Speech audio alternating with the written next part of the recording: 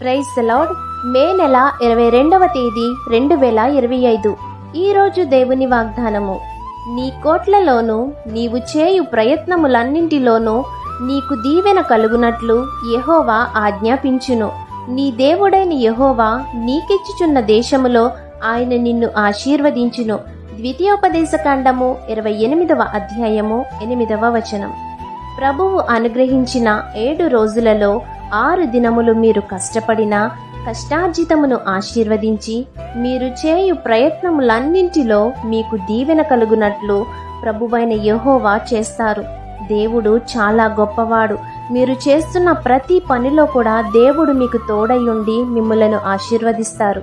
కాబట్టి ఈ వాగ్దానం మీ జీవితంలో నెరవేరాలని కోరుకుంటూ దేవుని సువార్త పరిచర్యలో మీ సహోదరి. Amen. God bless you. Download ShareChat.